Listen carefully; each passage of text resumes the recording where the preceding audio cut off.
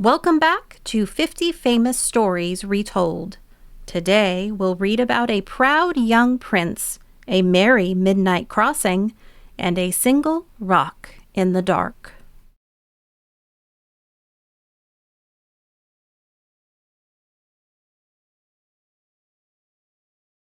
Let's look at the vocabulary and key places for our story.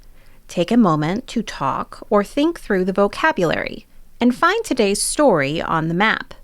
You might even compare its location to a modern atlas. If you have the lesson guide, now is a good time to pause, fill in the words you already know on the vocabulary page, and grab your blank map.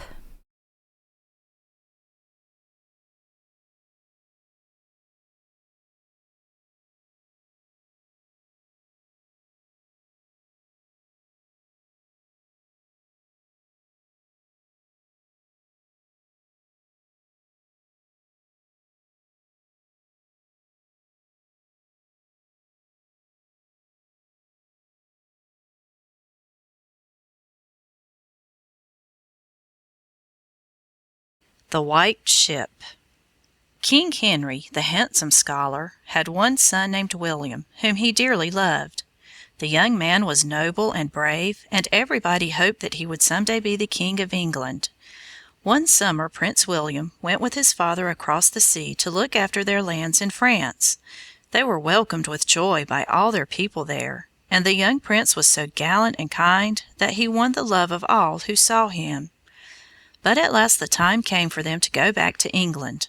The king, with his wise men and brave knights, set sail early in the day, but Prince William with his younger friends waited a little while. They had had so joyous a time in France that they were in no great haste to tear themselves away. Then they went on board of the ship which was waiting to carry them home. It was a beautiful ship with white sails and white masts, and it had been fitted up on purpose for this voyage. The sea was smooth, the winds were fair, and no one thought of danger. On the ship, everything had been arranged to make the trip a pleasant one. There was music and dancing, and everybody was merry and glad. The sun had gone down before the white-winged vessel was fairly out of the bay. But what of that?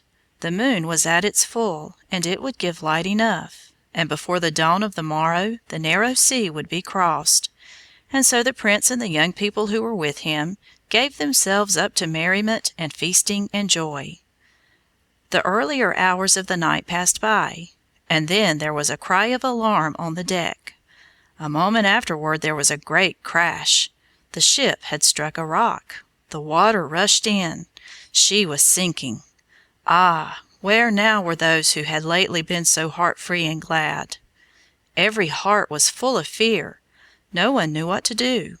A small boat was quickly launched, and the prince with a few of his bravest friends leaped into it. They pushed off just as the ship was beginning to settle beneath the waves. Would they be saved? They had rowed hardly 10 yards from the ship when there was a cry from among those who were left behind. "Row back!" cried the prince. "It is my little sister. She must be saved." The men did not dare to disobey. The boat was again brought alongside the sinking vessel. The prince stood up and held out his arms for his sister. At that moment the ship gave a great lurch forward into the waves. One shriek of terror was heard, and then all was still, save the sound of the moaning waters. Ship and boat, prince and princess, and all the gay company that had set sail from France went down to the bottom together. One man clung to a floating plank, and was saved the next day. He was the only person left alive to tell the sad story. When King Henry heard of the death of his son, his grief was more than he could bear. His heart was broken. He had no more joy in life, and men say that no one ever saw him smile again. Here is a poem about him that your teacher may read to you, and perhaps, after a while, you may learn it by heart. He never smiled again. The bark that held the prince went down, the sweeping waves rolled on. And what was England's glorious crown to him that wept a son? He lived, for life may long be born ere sorrow breaks its chains. Why comes not death to those who mourn? He never smiled again. There stood proud forms before his throne, the stately and the brave, but who could fill the place of one, that one beneath the wave? Before him passed the young and fair, in pleasure's reckless train, but seas dashed o'er his son's bright hair. He never smiled again. He sat where festal boughs went round, he heard the minstrel sing, he saw the tourney's victor crowned amid the nightly ring. A murmur of the restless deep was blent with every strain, a voice of winds that would not sleep. He never smiled again. Hearts in that time closed o'er the trace of vows once fondly poured, and strangers took the kinsman's place at many a joyous board. Graves which true love had bathed with tears were left to heaven's bright rain. Fresh hopes were born for other years. He never smiled again.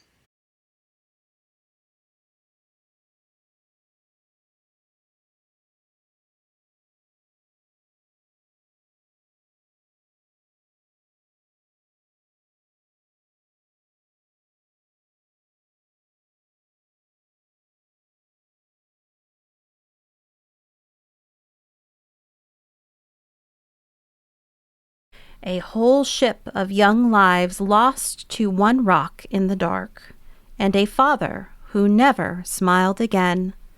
Some sorrows never quite heal. We do the planning, the books come alive, your child does the learning. See you next time.